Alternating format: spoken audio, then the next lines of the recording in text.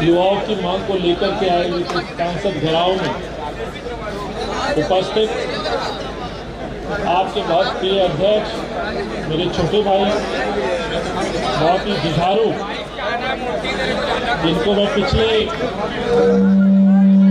काफी समय से देख रहा हूँ कि हर प्रदेश में जाकर के युवाओं की आवाज उठाते रहे, न केवल प्रेस वार्ताओं के माध्यम से बल्कि सरकारों के खिलाफ सड़क पे उतर के, जिनमें कई बार वो चोटिल भी हुए, कई सरकारों ने उनके ऊपर मुकदमे भी दर्ज किए।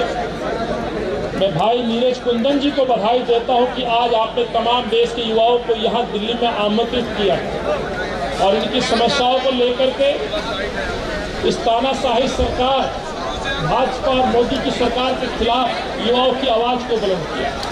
आप बधाई के पात्र और दिल्ली अध्यक्ष होने के नाते मैं तमाम अपने युवाओं का, उन साथियों का अभिनंदन करता हूं, स्वागत करता हूं जो देश के कोने कोने से यहाँ पहुंचे, हमारे बीच में आप सभी का हौसला बढ़ाने आए। युवाओं की पहचान हरियाणा और देश के युवाओं में, जिनकी पहचान एक संघर्षशील नेता की नहीं बल्कि ऐसे नेता की है जो हर मुद्दे पर सरकार से सवाल पूछने का दम रखता है। आज भाई दीपेंद्र हुड्डा जी हमारे बीच है, मैं उनका भी स्वागत करता हूं। हमारे पूर्व सांसद, दिल्ली से सांसद रहे आदरणीय उदित नाथ जी, जिनको आपने सुना, कई मुद्दों पर जिन्हों का आपका नजरिया रहा है, खास तौर से दलित उत्पीड़न पे लगातार अपनी बात और उन दबे कुचले छात्रों की आवाज को निरंतर उठाते रहे। मैं उदित भाई का स्वागत करता हूं। मैं भाई इमरान प्रताप गणी जी विशेष तौर पर आपकी आवाज को अपनी आवाज देने के लिए पहुंचे हैं और उन्हें अपने साराना अंदाज में इन सरकारों को केवल एक बार नहीं, हर मोर्चे पर घेरने का काम किया। आपका भी अभिनंदन, स्वागत। मैं भाई अक्षय लाखड़ा, दिल्ली के हमारे NSY अध्यक्ष, अमृता धवन जी, हमारे बीच में रहे भाई देवेंद्र यादव साहब, आदरणीय कुमारी शैलजा जी और उन तमाम नेताओं का भी आभार व्यक्त करता हूं जिन्होंने आकर के हमारे NSY के छात्रों का केवल हौसला नहीं बढ़ाया, अपनी आवाज से युवाओं और छात्रों की आवाज बनने का काम किया। इस सफल आयोजन में इस मंच पर अनेकों ऐसे चेहरे हैं जो भाई नीरज जी के साथ निरंतर इस लड़ाई में अपना सहयोग प्रदान करते हैं। मेरे लिए ये बहुत ही इस तरह की असहज स्थिति होगी यदि किसी व्यक्ति का नाम छूट जाए। मैं क्षमा चाहता हूँ। मेरे दिल्ली के सैकड़ों ऐसे छात्र हैं जो निरंतर दिल्ली विश्वविद्यालय से लेकर के सड़कों पर अपनी आवाज उठाते और इस सरकारों की पोल खोलने का काम करते हैं। मैं क्षमा के साथ मैं सिर्फ दो बात कहना चाहता हूं साथियों। जब इस मंच पर खड़ा होता हूं तो मुझे अपना वो पुराना समय याद आ जाता है जब 1995 के अंदर एक छात्र संगठन से जुड़ने का सौभाग्य प्राप्त हुआ। दयाल सिंह कॉलेज की छात्र राजनीति से जुड़कर के कांग्रेस परिवार में जुड़ने का मौका मिला।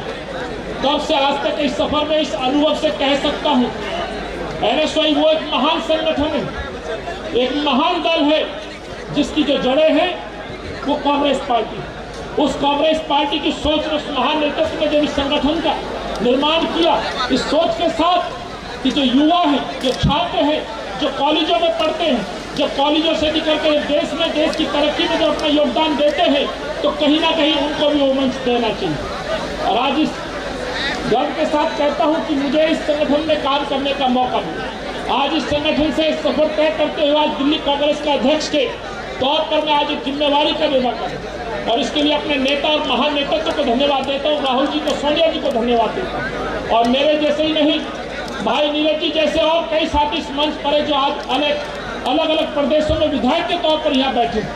भाई देवेंद्र यादव जी चुन करके आए छत्तीसगढ़ से, मध्य प्रदेश से विधायक है, कई साथी दिल्ली में भी चुनाव लड़े, कई पार्षद बने, कई पार्षद का चुनाव लड़े और मुझे पूर्ण रूप से विश्वास है कि ये सिलसिला हर प्रदेश के अंदर आज निरंतर जारी है और सोच थी हमारे उस महान नेतृत्व की। और आज आप इसी चीज के लिए बधाई के पात्र हैं कि आज युवाओं की बात, छात्रों की आवाज, छात्रों की दिक्कत, यानी शैक्षणिक संस्थानों को जो बर्बाद करने की साजिश नरेंद्र मोदी और भाजपा के द्वारा की जा रही है उसके खिलाफ आज आपने आवाज बुलंद की।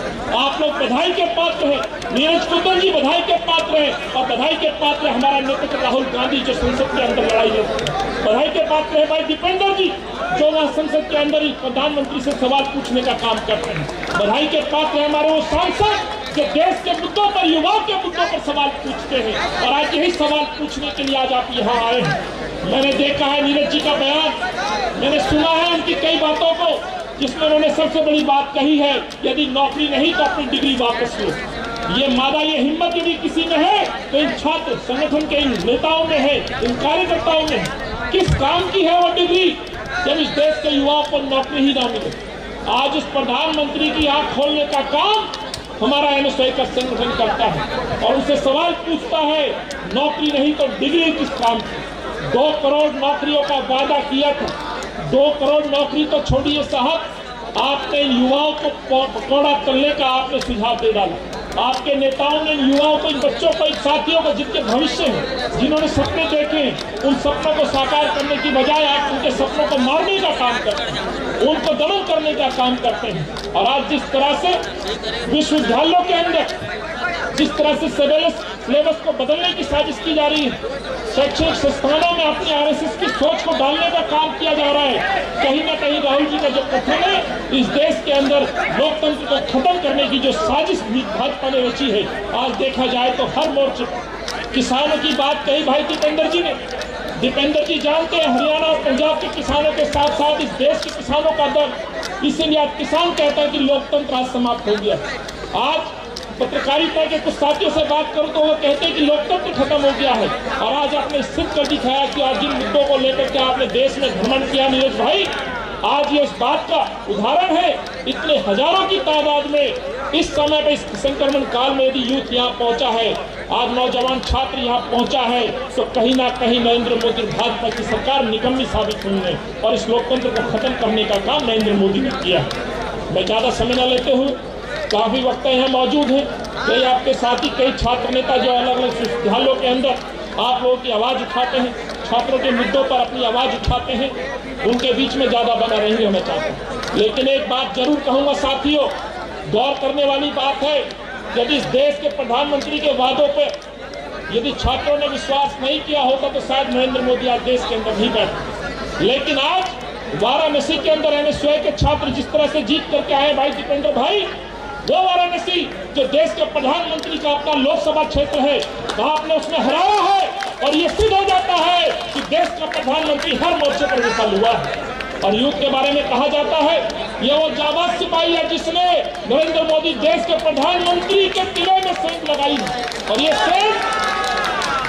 सेंध उन छात्रों के मुद्दों की है जिसको अनसुना कर दिया, जिनकी बातों को आज के छात्रों ने झूठा साबित कर दिया, और वहां के उस विश्वविद्यालय से भाजपा ही नहीं देश के प्रधानमंत्री को झूठा साबित कर दिया। तो मैं बधाई देता हूं नीरज जी को और उनके तमाम पैनल साथियों को जिन्होंने इस देश के प्रधानमंत्री की पोल खोलने का काम किया। और आज भाई नीरज कुंदन जी, इन शुभकामनाओं के साथ ये जो आवाज उत्तर प्रदेश और वाराणसी से उठी है, आज जिस तरह से प्रियंका जी सड़कों पर है, गली मोहल्लों पर आज बच्चों की सुरक्षा को लेकर के आवाज उठा रही है, वहीं छात्र संगठन हमारा ईमानदारी के साथ आज युवाओं को, छात्रों के मुद्दों को लेकर के आगे बढ़ रहा है। आप इसके लिए बधाई के साथ में बहुत बहुत शुभकामनाएं। और आपने इस पुराने संगठन के मेरे छोटे भाइयों को, बहनों को तहे दिल से स्वागत भी करता हूँ, आभार भी व्यक्त करता हूँ, और अपनी उन यादों को ताजा करते हुए अपने आप को आपके बीच में देखता हूँ, महसूस करता हूँ। और आज ये कहता हूँ, गर्व से कहता हूँ कि छात्र एनएसयूआई का वो संगठन, आज वो छात्र अपने आप को आज गौरवान्वित महसूस करता है संघर्ष में, जहाँ राहुल जी के साथ कंधे से कंधा मिला करके आवाज उठा रहे हैं। आप लोग बधाई के पात्र हैं। धन्यवाद। जय हिंद, जय कांग्रेस, जय एनएसयूआई।